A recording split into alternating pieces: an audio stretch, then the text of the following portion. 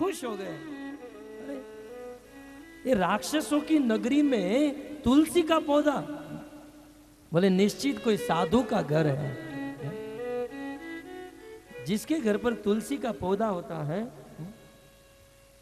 भगवान समझ जाते हैं कि ये साधु का घर है। बिना तुलसी का घर शमशान माना जाता है। तुलसी भगवान की प्रेयसी है, भगवान की प्रिया है। प्रत्येक भक्त को, प्रत्येक वैष्णव को अपने घर पर तुलसी का पौधा रखना चाहिए।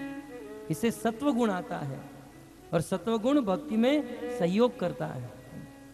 तुलसी का पौधा था और हनुमान जी महाराज ऊपर है, अभी हवा में है और सोच रहे हैं कि ये कोई निश्चित कोई भक्त का घर है और कैसे भी करके मैं इस घर में जाऊंगा और हठ करके इस घर वाले के साथ मित्रता करूंगा। क्यों? क्योंकि साधु को मिलने से कभी न कारज हानि, अपने कार्य की हानि कभी नहीं होती है। हनुमान जी महाराज नीचे आए और उस समय लगभग 3:30-4 बज चुका था, सुबह के ब्रह्म मुहूर्त का समय था। और उस घर का जो मालिक था ब्रह्म मुहूर्त में जग गया।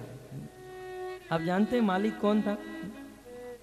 विभीषण जी, रावण के छोटे भाई, भगवान के परम भक्त। कितने बजे जगे? 3:30-4 बजे सुबह ब्रह्म मुहूर्त में जगे। रामायण में यह भी लिखा है, जगकर क्या किया? टीवी शुरू किया, चित्रहार शुरू किया। बोले राम राम तही सुमिरन कीन्हा। विभीषण जी जगे, जगकर क्या किया? भगवान राम का स्मरण किया। राम राम राम, राम का स्मरण, राम का नाम सुनते ही हनुमान जी महाराज उनके पास चले गए। विप्र रूप धरी वचन सुनाए। ब्राह्मण का रूप लेकर विभीषण जी के पास हनुमान जी गए, प्रणाम किया। बोले इतनी बड़ी लंका में, असुरों की नगरी में आप कौन हो? मैं रावण का भाई हूं और भगवान राम की भक्ति करना चाहता हूं। हनुमान जी महाराज ने अपना परिचय दिया कि मैं भगवान श्री रामचंद्र का दूत हूं और मैं यहां पर सीता को ढूंढने के लिए आया हूं। हनुमान जी महाराज ने कहा कि आप यहां पर ठीक से तो रहते हो ना, कोई तकलीफ तो नहीं है? विभीषण को पूछा। बोले हनुमान जी महाराज क्या बताऊं, जीमी दस नहीं महु जीव बिचारी। जैसे 32 दांत के बीच में जीव होती है, वैसे असुरों के बीच में मेरी स्थिति है। आप जानते हैं 32 दांत के बीच में जो जीव है ये बहुत सोच समझ कर रहती है। ये दांत तो ऐसे ऐसे होते रहते हैं, थोड़ी भी बीच में आ गई तो कच करके कट जाती है। प्रत्येक सेकंड मैं बोल रहा हूं तो उसमें भी एक एक पल जीव को सोच समझ कर निकलना पड़ता है अंदर। एक दिन जीव कट गई थी, मुझे बहुत तकलीफ हुई यहाँ पर बोलने में। उसमें अपना बस तो चलता नहीं है। होता है कभी कभी समय ज्यादा ले लेता हूं तो कुछ लोग श्राप देते हैं, ये साला बहुत बोलता है, जीभ कट जाए। कुछ लोग देते होंगे यहाँ से, नहीं? तो अच्छा है, आशीर्वाद दीजिएगा। तो जैसे 32 दांत के बीच में जीवा की स्थिति होती है, वैसी मेरी स्थिति है। और तामस वेश धरी साधन नाही। मेरा असुरों के बीच में रह रहा हूं, किसी भी प्रकार का साधन भजन नहीं हो रहा है। मुझे नहीं लगता है कि मुझे भगवान मिलेंगे। विभीषण जी कह रहे हैं मुझे भगवान नहीं मिलेंगे। परंतु विभीषण जी के मन में एक उत्साह आ रहा है कि हनुमान जी महाराज, आज तक मेरे मन में यह बात थी कि मुझे भगवान कभी नहीं मिलेंगे, क्योंकि असुर के बीच में रहता हूं, आसुरी वृत्ति है।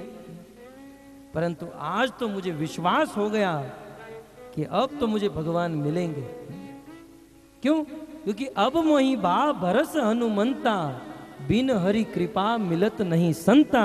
क्योंकि बिना भगवान की कृपा से संतों का दर्शन नहीं होता है। और आप जैसे संत आज मेरे घर पर आए, निश्चित एक ना एक दिन भगवान मेरे घर पर आएंगे। ये सिद्धांत स्थापित हुआ, जिसके घर पर भक्तों का आगमन होता है, जिसके घर पर भक्तों का प्रवेश होता है उनके घर पर एक ना एक दिन भगवान जरूर आते हैं। प्रभु आज आप जैसे महात्मा मेरे घर पर आए, भगवान आएंगे, आज मुझे विश्वास हो गया। इस प्रकार से विभीषण और हनुमान जी महाराज का बहुत सुंदर वार्तालाप चला। हनुमान जी महाराज ने कहा कि मैं देवी सीता को ढूंढने आया हूं, मुझे पता बताइए कहाँ है। तब विभीषण जी कहते हैं सीता जी अशोक वन में है। हनुमान जी महाराज संभल कर जाइए, अपना ध्यान रखिए और सीता जी से मिल लीजिए, और भगवान राम मिले तो मेरा प्रणाम कहना। हनुमान जी महाराज वहां से निकले, अशोक वाटिका में आए, वृक्ष के ऊपर बैठकर अन्वेषण कर रहे हैं और भगवान के मुख से सीता का जो रूप सुना था वही रूप हनुमान जी ने देखा। लेकिन फिर भी परीक्षा करने के लिए भगवान श्री रामचंद्र ने एक मुद्रिका दी थी, वह मुद्रिका हनुमान जी ने गिराई। सीता जी ने जान लिया ये तो हमारे पतिदेव की मुद्रिका है। हनुमान जी अवसर देखकर उस वृक्ष से नीचे उतरे, सीता जी के साथ मिलाप किया। हनुमान जी ने बताया मैं भगवान श्री रामचंद्र का दूत हूँ और माते मैं आपको देखने के लिए आया हूँ, आपकी स्थिति में है। हनुमान जी ने सीता के दुख भरी स्थिति को देखा, बोले माँ आज आपकी स्थिति को देखकर मेरे हृदय में बहुत दुख हो रहा है। आप ऐसी स्थिति में हो, असुरों के बीच में आपको सताया जा रहा है। हे माते यदि मैं चाहूं तो एक सेकेंड में आपको यहां से उड़ाकर भगवान राम के चरणों में डाल सकता हूं, परंतु मां मैं क्या करूं, मैं परवश हूं, मैं मजबूर हूं, क्योंकि जब मैं भगवान राम के पास से निकला तब मेरे प्रभु ने मुझे आज्ञा नहीं दी थी। एक बार भी राम ने मुझे इशारा कर दिया होता या जामवंत जी ने मुझे खबर दे दी होती तो मैं अभी इसी वक्त ही आपको उड़ाकर लेकर चला गया होता। लेकिन फिर भी माते आप चिंता मत कीजिए, भगवान बहुत जल्द आएंगे, रावण का विनाश करेंगे और आपको यहाँ से लेकर जाएंगे, आप चिंता मत कीजिए।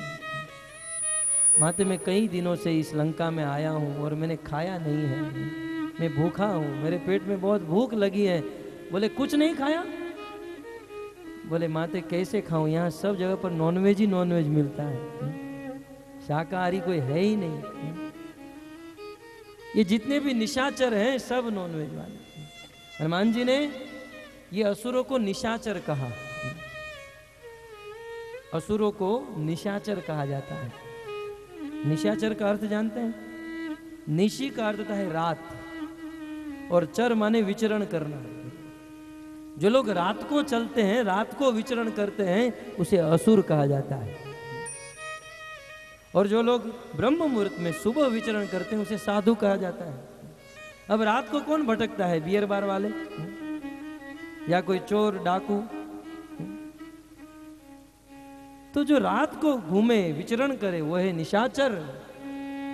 और ब्रह्म मुहूर्त में पवित्र काल में भगवान के मंदिरों में मंगला आरती में श्रृंगार दर्शन में जो चलते हैं उसे साधु महात्मा कहते हैं। यहाँ तो निशाचरों की नगरी है, मांसाहारी मिल रहा है, मेरे पेट में बहुत भूख है। सीता जी ने कहा बाजू में रावण का बहुत सुंदर बगीचा है, तुम जाओ और देखो हनुमान जी महाराज संभल के फल खाना, जो नीचे गिरे हैं वही खाना। सीता हनुमान जी ने कहा आप चिंता मत करो, मैं सब संभाल लूंगा, आप मात्र एड्रेस दे दो कहाँ है बगीचा। सीता जी ने बताया बगीचा। हनुमान जी महाराज वहां से निकले, बगीचे में गए। अब सीता जी ने कहा था नीचे जो गिरे हुए हैं वही फल खाना, लेकिन ये स्वभाव से मजबूर बंदर को तो आप जानते ही हैं। ये हनुमान जी महाराज अपने हाथ से और पांव से उस वृक्ष को गिराने लगे। पूरे वृक्ष गिरते थे और फल को तोड़कर फिर खाते थे। रावण के बहुत सुंदर बगीचे को तहस नहस कर दिए। तब उस बगीचे की रखवाली करने वाले जो थे वो आए हनुमान जी को मारने के लिए। किसी को लात से, किसी को पांव से, सब लोग को मार डाला, सब मर गए। रावण को पता चला, सिक्योरिटी गार्ड को भेजा, थोड़े बड़े सैनिकों को भेजा, हजारों की मात्रा में आए। हनुमान जी ने सबको मार डाला। फिर रावण ने अपने पुत्र अक्षय कुमार को भेजा। अक्षय कुमार आया हनुमान जी के साथ लड़ने के लिए, रावण के पुत्र अक्षय कुमार को भी मार डाला। तब रावण मन में सोच रहा है कि एक बंदर लाखों को मार डाला, यहां तक मेरे पुत्र को मार डाला, अब तो इस बंदर को देखना पड़ेगा। रावण ने अपने पराक्रमी पुत्र मेघनाद को भेजा, जिसके जन्म के समय मेघ का गर्जन हुआ था, इसलिए उनका नाम हुआ मेघनाद। मेघनाद को भेजा और मेघनाद आए और हनुमान जी को अपने पाश में बांध लिया। हनुमान जी बंध गए, बिचारे बन गए, और मेघनाद हनुमान जी को बांधकर रावण के पास लेकर जा रहा है। शिव जी ये कथा पार्वती को सुना रहे हैं। आपने प्रथम दिन सुना तो शिव जी पार्वती को सुनाते हुए कहते हैं, पार्वती संशय मत करना, शंका मत करना, हनुमान जी को दुनिया की कोई ताकत बांध नहीं सकती है, पवन के पुत्र है। शिव जी ने बहुत सुंदर सिद्धांत दिया, जासु नाम जप सुनहु भवानी, भव बंधन कटहु नर ज्ञानी, तासु दूत बंद करी आवा, प्रभु का रज लगी कपि ही बंधावा।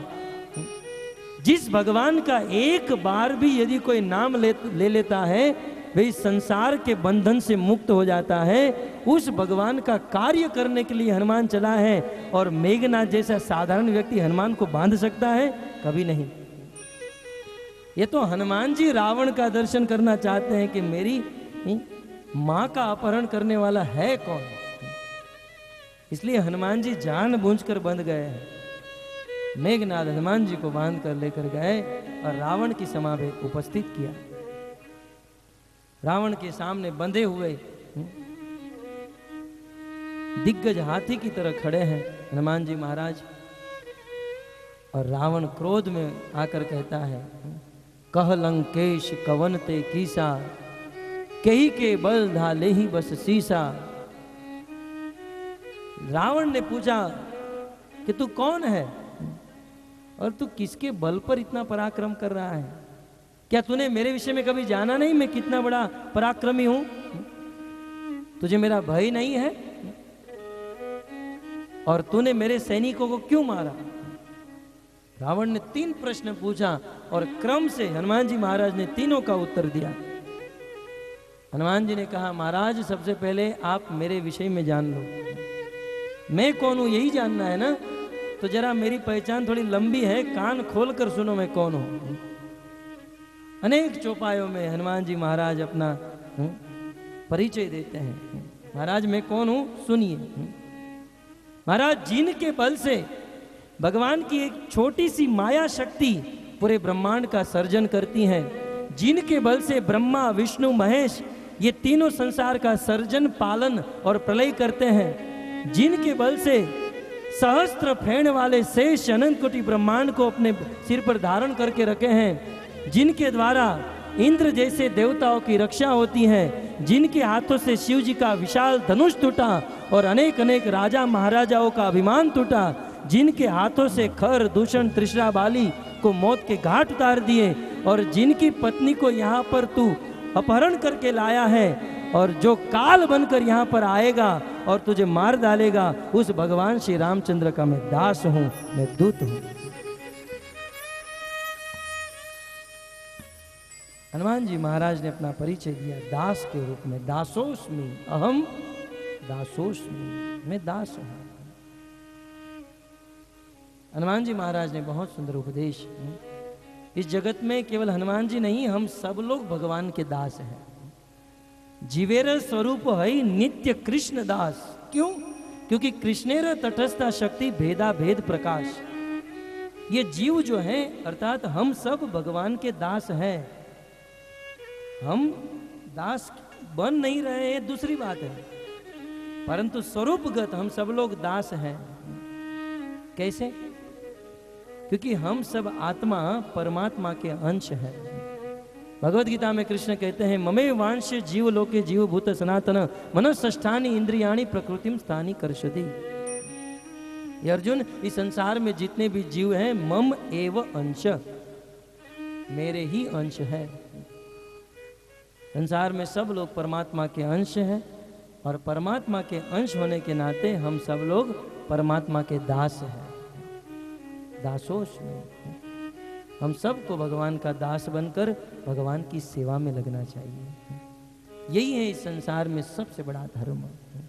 श्रीमद् भागवत के प्रारंभ में प्रथम प्रश्न पूछा गया, इस संसार में सबसे बड़ा धर्म कौन सा है? कह धर्म। तब सूत गोस्वामी ने उत्तर दिया कि संसार में सबसे बड़ा धर्म सवे पुंसा परोर धर्म। धर्म तो बहुत है, मातृधर्म, पितृधर्म, देश धर्म, समाज धर्म, ये सब धर्म तो शरीर से संबंधित है। भक्तों, ये शरीर नित्य नहीं है, नित्य आत्मा है। इसलिए आत्मा का धर्म परम धर्म, सबसे श्रेष्ठ धर्म, यतोर भक्ति अधोक्षज, भगवान श्री कृष्ण और राम की भक्ति करना, राम और कृष्ण का दास बन जाना, यह है इस दुनिया का सबसे बड़ा धर्म जो हनुमान जी महाराज ने निभाया। केवल हाथ हिलाने से कुछ नहीं होगा, मुंह भी हिलाना पड़ेगा। हरे कृष्णा कृष्णा कृष्णा हरे हरे, हरे राम राम राम हरे हरे। इस प्रकार हनुमान जी महाराज ने अपना परिचय दिया, मैं भगवान श्री रामचंद्र का दास हूं। अब दूसरा प्रश्न था रावण का, तूने मेरे दूतों को क्यों मारा? हनुमान जी ने कहा, मैंने एक को भी नहीं मारा। बोले, इतने सारों की लाश यहां पर आई, ये क्या झूठ है? बोले हाँ।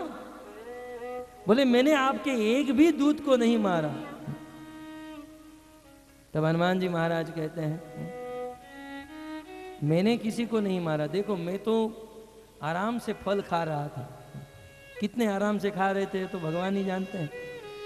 मैं तो आराम से, मेरे पेट में भूख लगी थी और बैठे बैठे फल खा रहा था, और आपके आदमी मुझे मारने के लिए आए। सबके देह परम प्रिय स्वामी। महाराज, इस संसार में अपना देह किसको प्रिय नहीं होता है? सबको अपना देह प्रिय होता है। वो लोग मुझे मारने के लिए आए और मैंने मेरा बचाव किया। आप लोग कभी कराटे सीखने गए हो तो वहां पर आपको सिखाया जाता है। चलो मैं ही सिखा देता हूँ, शायद आप नहीं सीखे होंगे तो। उसमें दो सब्जेक्ट होते हैं। एक तो दूसरों को मारने के लिए सिखाया जाता है, कैसे मारना, ऐसे ऐसे हाथ और पांव से। और दूसरा, यदि कोई आपको मार रहा है तो आपकी रक्षा कैसे करनी सिखाया जाता है। तो रक्षा करने के लिए कराटे में सबसे पहला नियम है, कोई हाथ से मारे तो ऐसे करना है, या ये हाथ से ऐसे करना है, ऐसे। इसे कहते बचाव। ये मारने की रीत नहीं है, ये बचाव करने का स्टेप है। हनुमान जी ने कहा, मैंने किसी को मारा नहीं, मैंने तो मेरा बचाव किया। वो लोग मुझे मारने आए, मैंने मेरा बचाव किया। तो मैं तो मेरा बचाव कर रहा था, आपके लोग मुझे स्पर्श होते ही मरने लगे। आपके लोग कुछ खाते पीते नहीं है तो मैं क्या करूं? आप खिला पिला कर तगड़ा बनाओ। यहां गाय का दूध मिलता नहीं है, आप तो केवल खून और मांस पीते हो। शक्ति न बढ़े तो क्या करूं? मैंने किसी को नहीं मारा।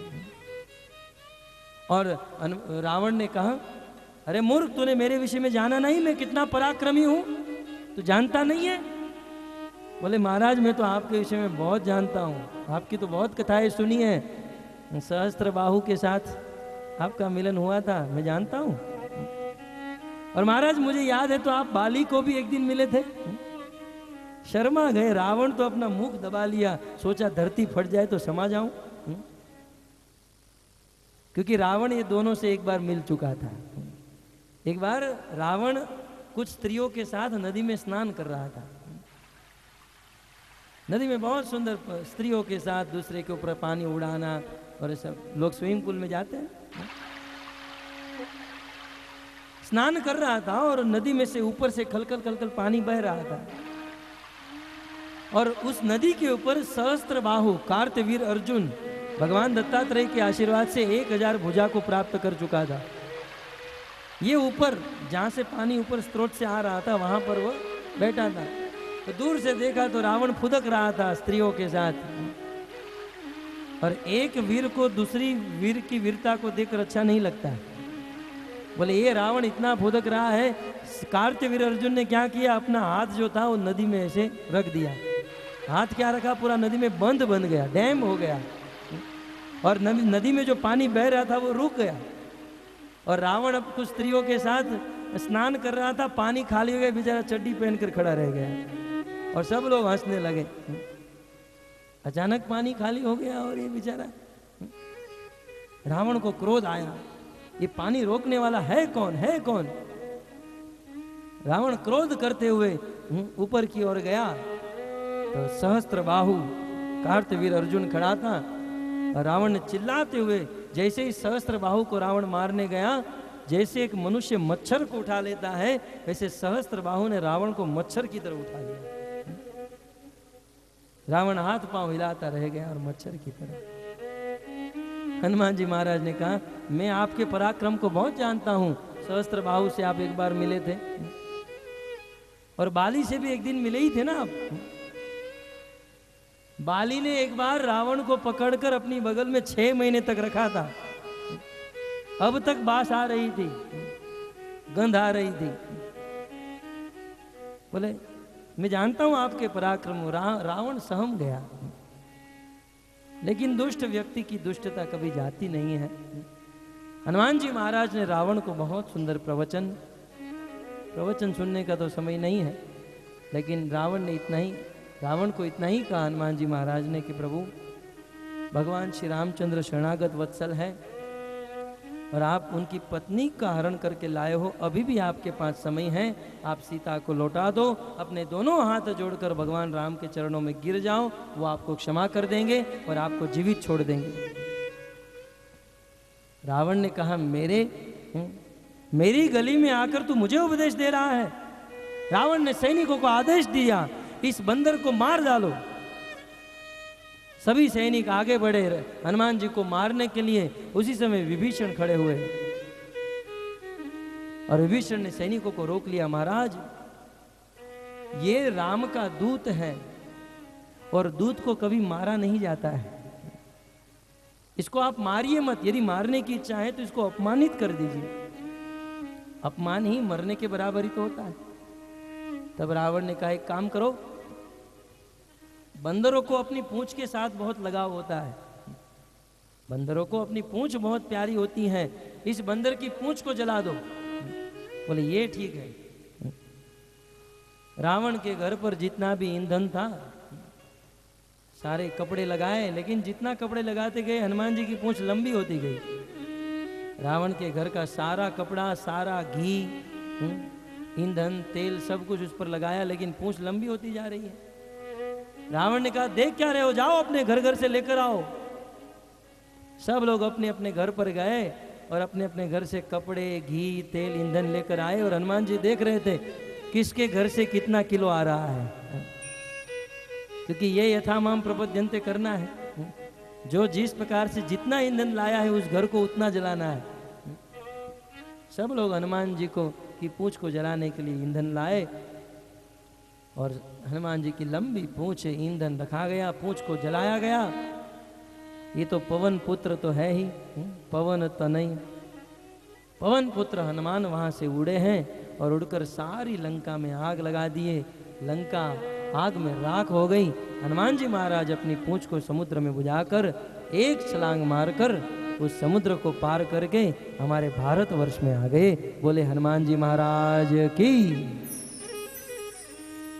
आ गए। जामवन जी ने इतना ही कहा था कि कुछ करना नहीं है, इतना कुछ करके आए। थोड़ा यदि ज्यादा कह दिया होता तो प्रलय करके आ गए होते।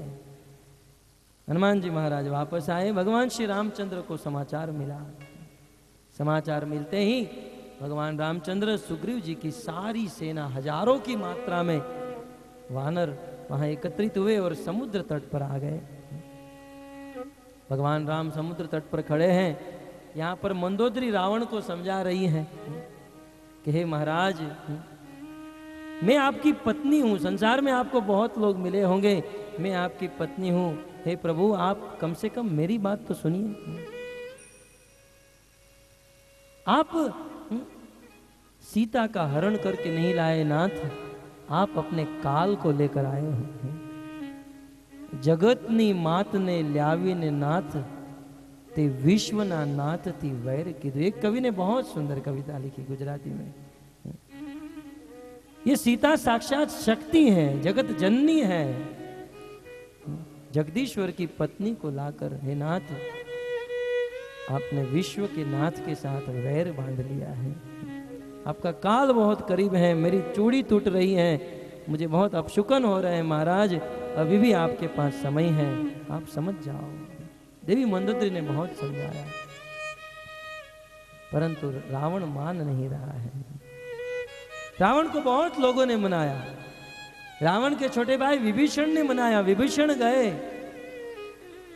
मैं आपका छोटा भाई हूं, लेकिन फिर भी शास्त्र अनुमति देता है यदि वेदोक्त बात हो तो छोटा भी बड़े को समझा सकता है।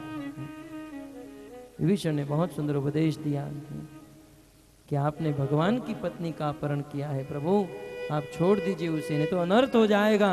विभीषण बहुत बहुत समझाए, परंतु रावण समझा नहीं और अंत में विभीषण का अपमान कर दिया। रावण को क्रोध आया, तो जिस थाली में खा रहा है उसी थाली में थूक रहा है, मेरा भाई होकर मुझे उपदेश दे रहा है, मुझे भड़का रहा है। रावण ने लात मार दिया और विभीषण को कहा कि निकल जा यहां से। और उस समय विभीषण जी सहर्षित होकर वहां से निकल गए। गोस्वामी जी ने लिख दिया कि विभीषण जी ने रावण को निकाल दिया और विभीषण जी लंका को छोड़कर गए, लंका को छोड़कर नहीं, रावण की मौत को छोड़कर चले गए विभीषण। जिस दिन से विभीषण वहां से निकले हैं, रावण का काल निकट आ गया, रावण की आयु घट गई। जैसे विदुर जी के हस्तिनापुर से निकलने पर उस कुरुवंश के कौरवों की आयु हर ली गई। शिव जी के दक्ष प्रजापति के यज्ञ से निकलने पर दक्ष प्रजापति की मृत्यु नक्की हो गई, वैसे विभीषण के लंका से निकलने पर रावण की मृत्यु नक्की हो गई। जिस समाज से साधु संत महात्मा का अपराध किया जाता है, अपमान किया जाता है और इस सभा से संत निकल जाते हैं, वहां पर पतन के अलावा कुछ नहीं होता है। विभीषण जी भगवान श्री रामचंद्र के पास आए। अनेक लोगों ने भगवान को कहा, प्रभु विभीषण गुप्तचर बन के आया होगा, हमारा भेद जानने के लिए आया होगा, अनेक लोगों ने कहा, परंतु भगवान ने विभीषण का स्वागत किया। और विभीषण आए और आकर भगवान श्री रामचंद्र को प्रणाम किया। तव अस्मिन इति याचके, हे प्रभु मैं आपका हूं और मैं आपको प्रणाम कर रहा हूं, इतना विभीषण ने कहा। भगवान के मुख से निकल गया, लंकेश मैं आपका स्वागत करता हूं। भक्तों, भगवान रामचंद्र के मुख से निकला लंकेश, हे लंकापति, हे लंका के राजा। भगवान का एक ही वचन, और रघुकुल रीत सदा चली आई, प्राण जाई प्रवचन न जाए। अरे भगवान के मुख से लंकेश क्या निकला, भगवान श्री रामचंद्र ने विभीषण को लंका का राजा बना दिया। जामवंत इत्यादि वानरों ने कहा, प्रभु आप बोलने में कुछ धीरज रखिए, आप सोच समझ कर बोलिए। आपने विभीषण को लंका का राजा बना दिया, अब तो युद्ध भी नहीं हुआ है, रावण को हराया भी नहीं है। यदि आप रावण के साथ युद्ध में हार गए तो आप विभीषण को क्या दोगे? बोले जामवंत जी, मैंने विभीषण को लंका का राज दे दिया है, और यदि मैं रावण के साथ युद्ध में लंका को हार जाऊं तो विभीषण को मैं मेरी अयोध्या का राजा बना दूंगा, परंतु मेरे शरण में आने वाले को मैं खाली हाथ नहीं भेज सकता हूं। भगवान श्री रामचंद्र ने दे दिया। इसे कहते हैं भगवान। वास्तव में देना कोई जानता है तो भगवान जानते हैं। अब तो विचार करो, जिस लंका को प्राप्त करने के लिए रावण ने अपने 10 मस्तक काटकर यज्ञ कुंड में डाल दिए थे, तब जाकर शिव और ब्रह्मा एक लंका को दे सके, वही लंका भगवान राम ने एक प्रणाम करने मात्र से प्रदान कर दी। इससे बड़ा दानी, इससे बड़ा महादानी कौन हो सकता है? सुदामा के 2 मुट्ठी चावल देने पर भगवान ने पूरी द्वारका दे दी। इससे बड़ा दानी कौन है? एक छोटे से धागा का टुकड़ा देने पर भगवान श्री कृष्ण ने द्रौपदी को हजारों किलोमीटर की साड़ी दे दी और केवल 6 महीने मात्र तक तपस्या करने पर भगवान श्री विष्णु ने ध्रुव को ध्रुव लोक का राजा बना दिया और 60,000 वर्ष के लिए चक्रवर्ती सम्राट बना दिया। इससे बड़ा दानी कौन हो सकता है? इसे कहते हैं भगवान। यदि हमें कुछ मांगना भी है तो भगवान राम से मांगना चाहिए, कृष्ण से मांगना चाहिए, न कि संसार के साधारण लोगों से या कोई देवी देवताओं से। देखिए, रावण शिव जी का भक्त था, हिरण्याकश्यप ब्रह्मा जी का भक्त था और कंस दुर्गा देवी का भक्त था। ये तीनों देवी देवताओं के भगत थे, लेकिन तीनों को मरना पड़ा। तीनों को। जब रावण को भगवान श्री रामचंद्र मारेंगे, शिव जी का बहुत बड़ा भक्त है, परंतु शिव जी देखने तक नहीं आएंगे मेरे भगत का क्या हाल हो रहा है। हिरण्याकश्यप ने 36,500 वर्ष तक तपस्या की थी ब्रह्मा जी को प्रसन्न करने के लिए। भगवान नरसिंह देव जब हिरण्याकश्यप को फाड़ रहे थे, मार रहे थे, ब्रह्मा जी देखने तक नहीं आए। बोले प्रभु का मूड खराब है, यदि झपट में आ गए तो हम भी मरेंगे। डर गए सब लोग। कंस दुर्गा देवी का भक्त था, कृष्ण जब कंस को मार रहे थे बचा नहीं पाए। भक्तों, भगवान जिसको मारना चाहते हैं उसे कोई नहीं बचा सकता है। भगवान भगवान है। और इसके विरुद्ध में आप एक चरित्र सुनिए। अजामिल नाम का बहुत बड़ा पापी था। भागवत में कथा आप सब लोग जानते हैं, ऐसा एक भी पाप नहीं था जो अजामिल ने नहीं किया था। परंतु अंत समय में भगवान नारायण, भगवान विष्णु का नाम लिया। एक बार भगवान को याद करने पर भगवान ने अजामिल को मृत्यु से बचा दिया। एक और हजारों वर्षों तक देवताओं की उपासना और एक बार भगवान का नाम लिया। हजारों वर्षों तक देवी देवताओं की उपासना करने पर भी मरना पड़ा। और एक बार भगवान का नाम लेकर अजामिल भगवान के धाम को प्राप्त हो गया। यह है भगवान की महिमा। हरे कृष्णा कृष्णा कृष्णा हरे हरे, हरे राम राम राम हरे हरे। इस प्रकार भगवान श्री रामचंद्र ने विभीषण को स्वीकार किया और तत्पश्चात अब भगवान समुद्र को पार करना चाहते हैं। समुद्र को पार करना चाहते हैं। भगवान ने सोचा कि मैं यहां पर बैठकर समुद्र से विनंती करूंगा, प्रार्थना करूंगा, स्तुति करूंगा और उपवास करके मैं समुद्र को प्रसन्न करूंगा ताकि समुद्र हमें लंका जाने के लिए रास्ता प्रदान करें। लक्ष्मण जी ने कहा, प्रभु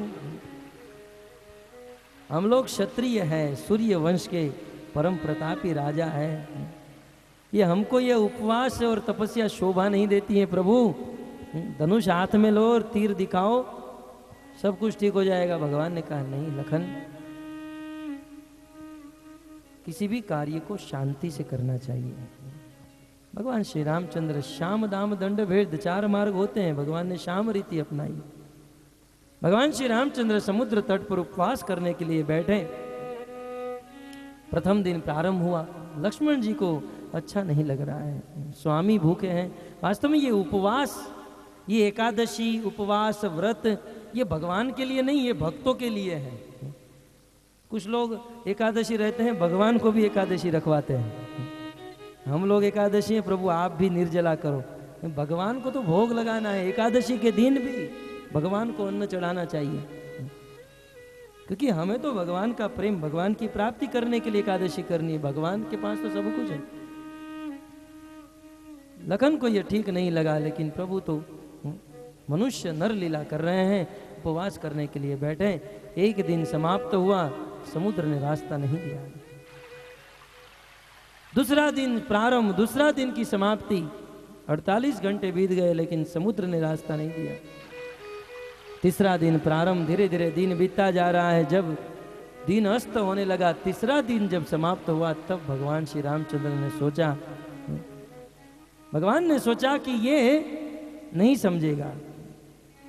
भगवान मन में सोचने लगे कि यदि किसी व्यक्ति को थोड़ा भी समझाया जाए तो इशारा काफी होता है, परंतु जो सठ होता है, जो मूर्ख होता है, उसे ब्रह्मा जी भी आ जाए तब भी वो समझ नहीं सकता है। ब्रह्मा जी जैसे सूखी हुई डाली पर अमृत की वर्षा होने पर भी उस पर फूल नहीं आ सकता है। मूर्ख हृदय न चेत, जो गुरु बिले मिले विरंची समान। वैसे ही मूर्ख को समझाने के लिए साक्षात ब्रह्मा भी आ जाए फिर भी समझ नहीं सकता है। लगन ढोल गवार शूद्र पशु नारी, ये सब ताड़न के अधिकारी। ढोल को जब तक मारोगे नहीं तब तक वो ठीक से चलेगा नहीं, और शूद्र को जब तक डांटोगे नहीं तब तक ठीक से काम करेंगे नहीं। उसी प्रकार लखन, जब तक इस समुद्र को मैं कुछ करूंगा नहीं तब तक ये समझेगा नहीं। लखन, आज तक इस दुनिया ने राम का प्रेम देखा है, लेकिन आज यह दुनिया राम का क्रोध देखेगी। भगवान रामचंद्र जीवन में प्रथम बार क्रोधित हो रहे हैं और लखन को आदेश दिया, लक्ष्मण बान सरासर आनो, सो शो बारिधि बस की कुसानो।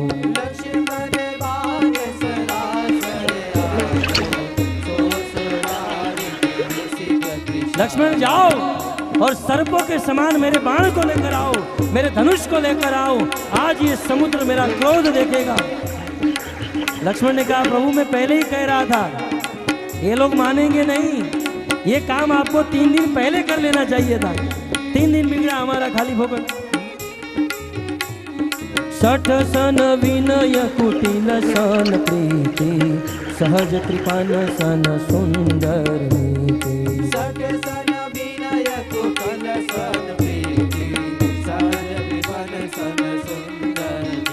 लखन, जो मूर्ख होता है उनसे विनय नहीं करनी चाहिए, और जो कुटिल होता है उसके साथ प्रीति नहीं करनी चाहिए, और जो कंजूस होता है उनके सामने कभी भी नीति की बात नहीं करनी चाहिए। ये हमारी नीति समझने वाला नहीं है। ये बुद्धिमान होता तो कभी का मेरी नीति समझ चुका होता। अब ये नीति से नहीं, अब ये मेरे बाण से समझेगा।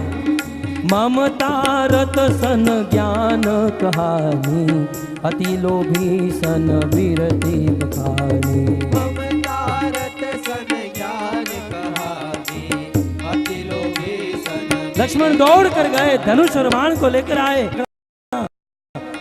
और बाण को धनुष पर चढ़ाया, अपने कान तक प्रत्यंचा खींची, और जैसे ही भगवान श्री रामचंद्र धनुष को छोड़ा नहीं है, बाण को छोड़ा नहीं है, केवल उस धनुष की रस्सी खींचने पर समुद्र में रहने वाले जीव, मकर, सांप, मछली, सब लोग व्याकुल अकुल व्याकुल होने लगे।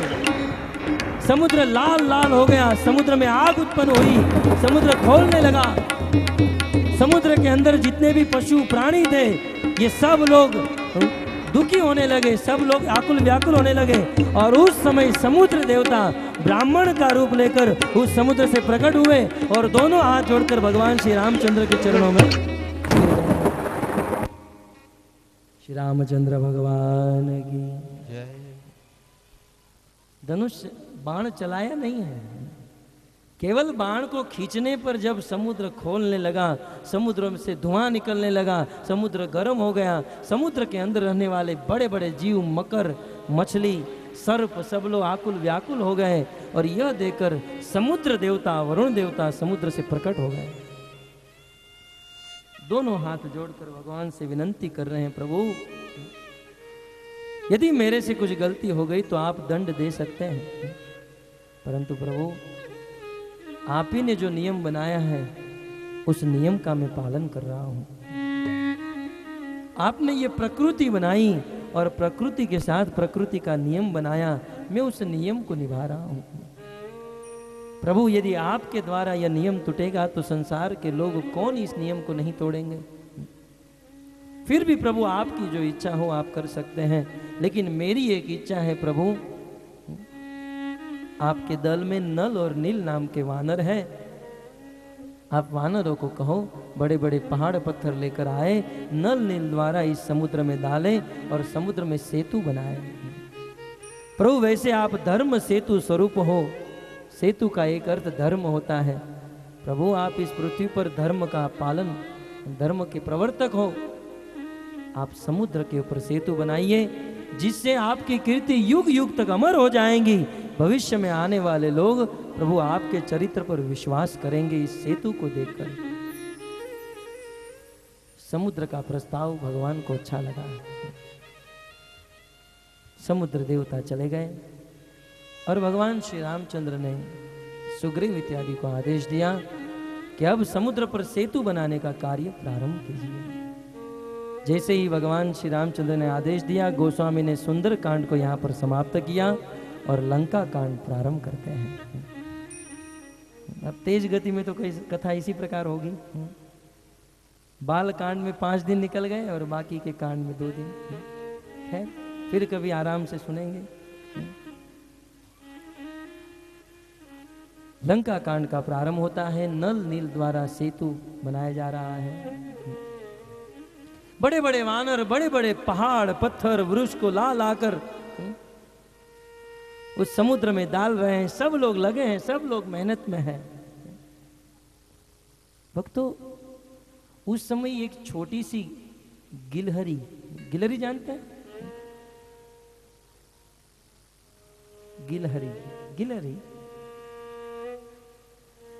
गुजराती में क्या कहते हैं? खिसकोली। गुजराती वाले खिसकोली और हिंदी वाले गिलहरी। तो एक छोटी सी गिलहरी थी, वो भी राम की सेवक थी, राम की भक्त थी। और उसने सोचा कि भगवान राम की सेवा सब लोग कर रहे हैं तो मैं भी सेवा करूंगी। तो गिलहरी भी, अब सब लोग अपनी अपनी शक्ति से बड़े बड़े पहाड़ पर्वतों को उठाकर लाकर डाल रहे थे। अब गिलहरी तो छोटी सी पशु है, तो वो छोटा सा रेत का दाना लेकर उस समुद्र में डालती थी। अब होता क्या था, जब वो छोटे छोटे दाने लेकर समुद्र में डालती थी, तब ये जो बड़े बड़े वानर थे उनके पाँव में ये आ जाती थी और सबको डिस्टर्ब होता था। ये पाँव में आ गई, ये गिरा। कुछ लोग गिरते थे, कुछ लोग को डिस्टर्ब होता था। तो गिलहरी को खड़ा रखा, है तो हमको डिस्टर्ब क्यों कर रही है? हम लोग इतने बड़े बड़े पहाड़ पत्थर को लाकर डाल रहे हैं, हम लोग तेरे कारण गिर रहे हैं, तेरे कारण देख देख कर चलना पड़ता है। बोले आप लोग भगवान की सेवा कर रहे हो, मैं भी भगवान की सेवा कर रही हूँ। बोले तू क्या सेवा करेगी, ये छोटा छोटा दाना डाल रही है, तेरे बदले मैं एक पहाड़ डाल देता हूँ तेरे नाम का, तू बाजू में बैठ। संसार में कभी कभी ऐसा होता है ना, कुछ ऐसे भक्त होते हैं जो छोटी छोटी सेवा में लगे होते हैं, फूल माला बनाना और मंदिर में झाड़ू लगाना या छोटी छोटी सेवा। और कभी कभी जो हमारी तरह रजोगुणी होते हैं उनको लगता है ये नड़ रहे हैं, ये साइड में हो जाए तो अच्छा है। परंतु रामायण सिखाती है कि छोटी सेवा भी भगवान को प्रसन्न कर लेती है। फिर भी गिलहरी ने अपना काम छोड़ा नहीं, वो तो छोटे छोटे पत्थर को लेकर डाल रही थी और सबके पाँव में आ रही थी। ये लोग टेंशन में आ गए, जितने भी वानर थे। भगवान राम को जाकर कंप्लेंट किया, सुग्रीव जी को बताया। सुग्रीव जी ने कहा ये निर्णय भगवान लेंगे। प्रभु की कोर्ट में ये केस गया। भगवान राम बैठे थे, गिलहरी एक पत्थर के ऊपर बैठी थी और यहाँ पर सब लोग कंप्लेंट कर रहे थे, प्रभु ये हमको परेशान कर रही है, जो काम 3 दिन में होने वाला है ये 3 साल लगाएगी, इसलिए आप इसको कहिए हमें नड़े नहीं, ये साइड में बैठे। भगवान ने गिलहरी को कहा कि क्यों परेशान कर रही हो? बोले प्रभु जैसे ये लोग सेवा कर रहे हैं वैसे मैं भी सेवा कर रही हूँ। बोले वानर लोग कहने लगे अरे हम तो बड़े बड़े पहाड़ पत्थर कितने क्विंटल के पहाड़ लाकर डाल रहे हैं और ये छोटा छोटा दाना। भगवान ने कहा ऐसा क्यों कर रहे हो? गिलहरी ने इतना ही कहा कि प्रभु ये लोग बड़े बड़े पहाड़ पत्थर समुद्र में डाल तो रहे हैं, परंतु दोनों पत्थर को जॉइंट करने के लिए, जोड़ने के लिए बीच में जगह छूट जाती है, तो मैंने सोचा क्यों ना थोड़ा छोटा छोटा दाना डालकर उस जगह को भी बंद कर दूं ताकि वह पक्का हो जाए। भगवान प्रसन्न हो गए गिलहरी पे। वाह गिलहरी वाह।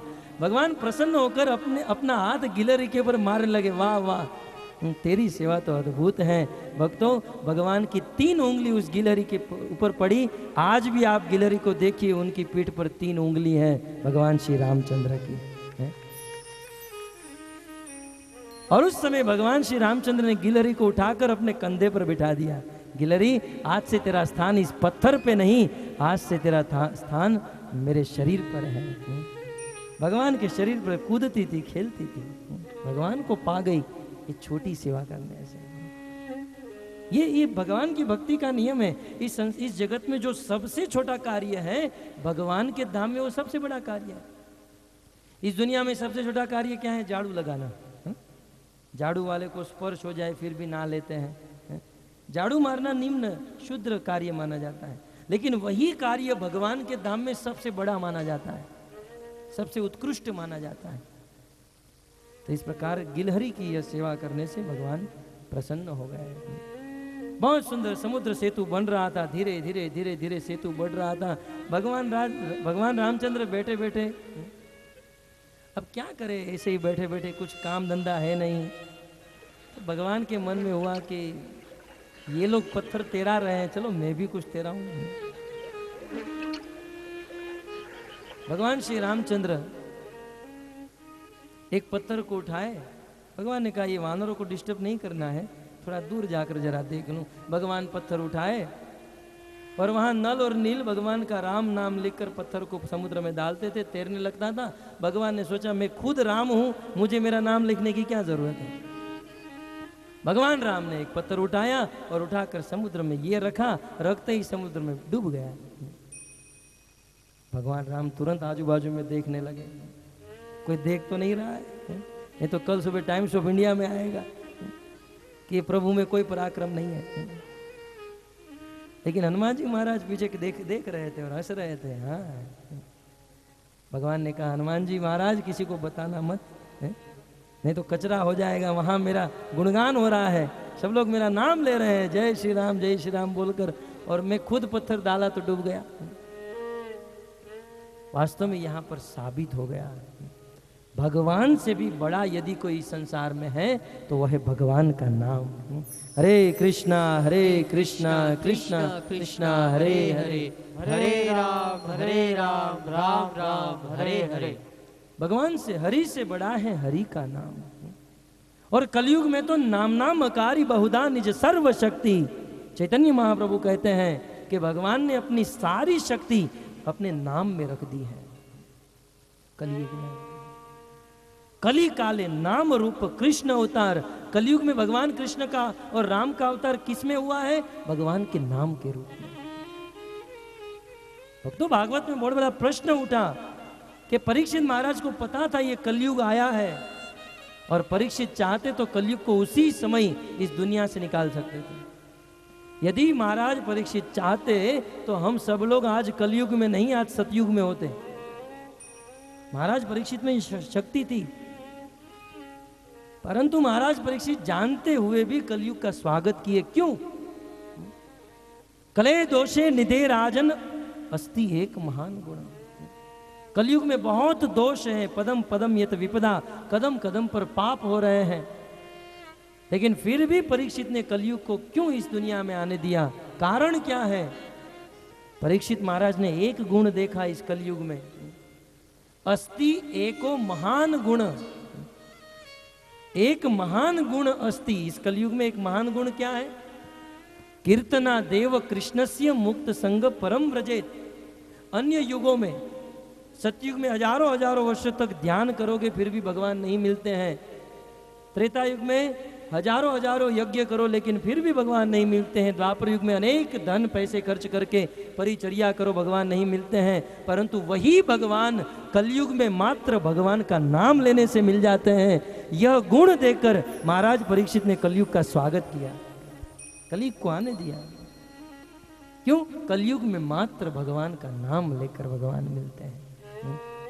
परंतु कौन सा नाम? कृष्ण का नाम, राम का नाम।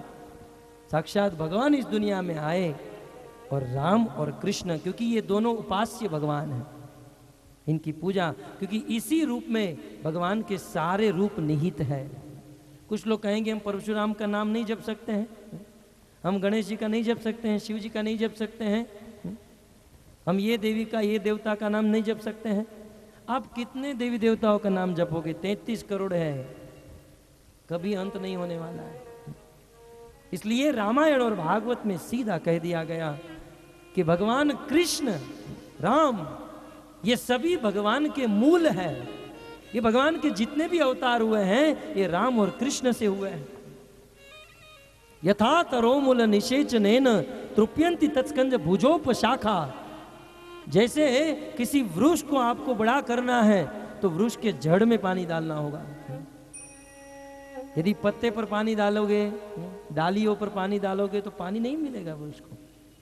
ठीक उसी प्रकार देवी देवता पितृ गंधर्व किन्नर मनुष्य, ये सब को आप सुखी करना चाहते हैं, प्रसन्न करना चाहते हैं, तो ये सब के मूल स्वरूप भगवान श्री कृष्ण और भगवान श्री राम की भक्ति कीजिए। ये सब लोग प्रसन्न हो जाएंगे, सब लोग तुष्ट हो जाएंगे। कुछ लोग कहते हैं मुझे ये नड़ रहा है, ये ग्रह नड़ रहा है, ये ग्रह नड़ रहा है, परंतु ये सारे ग्रह जो हैं भगवान के दास हैं। और यदि कोई आप भगवान राम और कृष्ण की भक्ति करते हो तो सारे ग्रह से मुक्त हो जाते हो। इसलिए कलयुग में यदि भगवान का नाम लेना है, महामंत्र हरे कृष्णा कृष्णा कृष्णा हरे हरे, हरे राम राम राम हरे हरे। देखते ही देखते वह समुद्र पर सेतु का कार्य समाप्त हुआ। समुद्र पर सेतु बन गया और भगवान श्री रामचंद्र अब इस सेतु को देखकर परम प्रसन्न हो गए। और भगवान राम, लखन, सुग्रीव जी समुद्र के ऊपर अब प्रवेश कर रहे हैं और सारे वानर भगवान के पीछे पीछे, सब लोग भगवान के साथ चलना चाहते हैं। सबकी इच्छा है कि हम भगवान का दर्शन करें। भगवान रामचंद्र का रूप इतना सुंदर मधुर था, सब लोग भगवान को देखना चाहते थे और सब लोग भगवान के पीछे चल रहे हैं। उस समय गोस्वामी जी एक बहुत सुंदर घटना का वर्णन करते हैं। भगवान जब समुद्र के उस सेतु के ऊपर अपना चरण रखा, भगवान राम का दर्शन करने के लिए वानर तो उत्साहित हो ही रहे थे, लेकिन इसके साथ साथ समुद्र में रहने वाले सभी जलचर, सभी हिंसक प्राणी समुद्र से बाहर निकल गए और बाहर निकलकर उस समुद्र का जो सेतु था वहां पर अपना मुख रखकर बैठ गए भगवान को देखने के लिए। भक्तों, समुद्र का सेतु बहुत छोटा था, वैसे उसकी चौड़ाई लंबी नहीं थी, तो ऐसे बहुत पतला था, परंतु ये बहुत सारे समुद्र के अंदर से जलचर जीव निकले।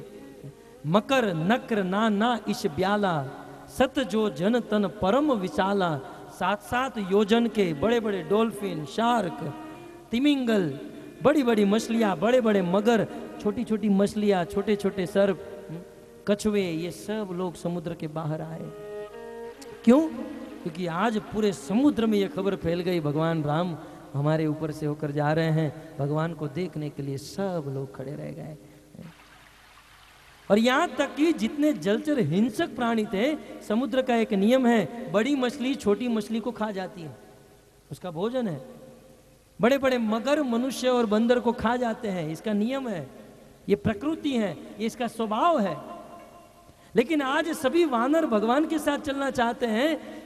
ये समुद्र जो है बहुत पतला, सेतु बहुत पतला है, सब लोग भगवान को देखने के उत्साह में किसी का पांव मगर के ऊपर हो जाता था, पतला था, कोई मछली के ऊपर पांव रख देते थे। ये जलचर जीवों के ऊपर पांव रखकर चलने लगे सब लोग। और आज जलचर, ये सभी हिंसक जीव अपना स्वभाव छोड़ दिए। नहीं तो मगर बंदर को देखकर नहीं रखता, तुरंत खा जाता है, देखते ही खा जाता है, छोटी छोटी मछलियों को खा जाता है। लेकिन आज ये लोग अपने स्वभाव को भूल गए। भक्तों, यहां पर बहुत बड़ा सिद्धांत स्थापित हो रहा है। इस संसार में कभी कभी कुछ लोग अपना स्वभाव जल्दी छोड़ नहीं सकते हैं। यहां तक कुछ लोग कंठी तिलक धारण कर लेते हैं, भक्त बन जाते हैं, अपने आप को भक्त कहलवाते हैं, परंतु पूर्व जन्म की सुकृति, पूर्व जन्म के बुरे कर्म के कारण भक्ति में आकर भी उनका स्वभाव छूटता नहीं है। भक्ति में आकर भी, भक्त बनकर भी उनका स्वभाव बिगड़ा रहता है। इसका कारण यह है कि हम भगवान को ठीक से देख नहीं रहे हैं, हम भगवान की ठीक से भक्ति नहीं कर रहे हैं। यहाँ पर इतने हिंसक जीव होने के बाद भी भगवान को देख रहे हैं, सबका लक्ष्य एक है, इसलिए अपना स्वभाव भी छोड़ दिए, सबका स्वभाव ही समान हो गया। लेकिन आज हमारा स्वभाव सुधरा नहीं है। इसका कारण ये कि हम हमारे लक्ष्य से चूक रहे हैं। हम सबका लक्ष्य एक होना चाहिए, वो है कृष्ण प्रेम। परंतु आज कुछ लोग एक ही धर्म में, एक ही संप्रदाय में, एक ही मत में रहकर भी लोग एक दूसरे के साथ झगड़ा करते हैं, अलग अलग पंथ बना लेते हैं। इसका कारण एकमात्र भगवान की भक्ति की कमी है। यदि लक्ष्य एक हो तो इस प्रकार से भेद नहीं हो सकता है।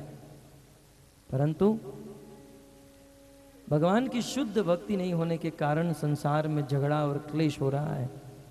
यहाँ पर सबके अंदर, सबके हृदय में प्रेम है और भगवान को देखते देखते भगवान उस समुद्र सेतु को पार कर लिए।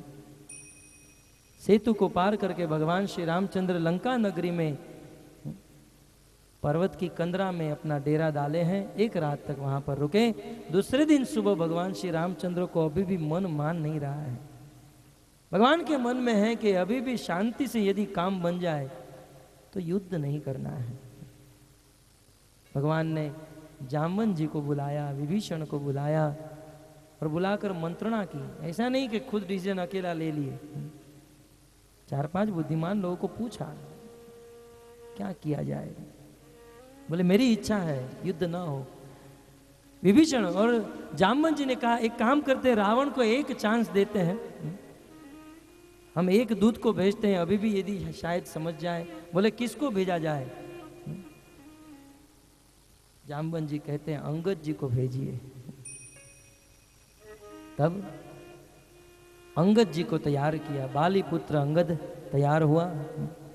अंगद जी जब रावण की लंका में गए, हनुमान जी गए थे तो बहुत लोग नड़े थे, लंकिनी नड़ी थी और भी बहुत सारे अनुचर। लेकिन अंगद जी जब प्रवेश किए, सब लोग अंगद जी को रास्ता दे दिए, हाईवे हो गया। सब लोग स्वागत स्वागत करते करते सीधे निकल गए। अंगद जी को समझ में नहीं आया ये सब क्या हो रहा है। लेकिन सब लोग मन में यही सोच रहे थे कि इसके पहले जो वानर आया था पूरी लंका को जलाकर चला गया, फिर से प्लास्टर करना पड़ा, फिर से घर बांधना पड़ा। घर से थोड़ा सा ईंधन दे दिया था तो हमारा पूरा घर तहस नहस हो गया। हम तो इसके साथ कुछ नहीं करेंगे। सब लोग रास्ता दे दिए। अंगद जी रावण की सभा में चले गए। रावण ने कहा कौन है तू? रावण ने, अंगद जी ने कहा मैं बाली का पुत्र हूं। बोले कहां है बाली? तेरा पिता क्या कर रहा है? बोले मुझे कहने की जरूरत नहीं, बहुत जल्द तुम उनके पास चले जाओगे, फिर तुम ही अपने मुंह से ही पूछ लेना कैसे हो। बहुत जल्द तुम्हें उनके पास जाना ही है यदि मेरी बात नहीं मानोगे तो। अंगद जी ने बहुत सुंदर, बहुत पराक्रमी थे अंगद जी, बहुत सुंदर प्रवचन किया कि रावण अभी भी समय है, प्रभु आ चुके हैं, सीता को वापस लौटा दो। रावण माना नहीं। रावण ने कहा हम राम के साथ युद्ध करेंगे। अंगद ने कहा राम के साथ क्या तुम लोग युद्ध करोगे? उसी समय अंगद जी ने अपने पांव को रावण की सभा में चाप दिया और अंगद जी ने कहा राम के साथ क्या युद्ध करोगे? राम के दास के इस पांव को हिलाकर बता दो। 1 इंच भी यदि ये पांव हिल गया, मैं गारंटी देकर जाता हूं प्रभु उस समुद्र किनारे से ही वापस लौट जाएंगे, हम सीता को यहां पर छोड़कर चले जाएंगे।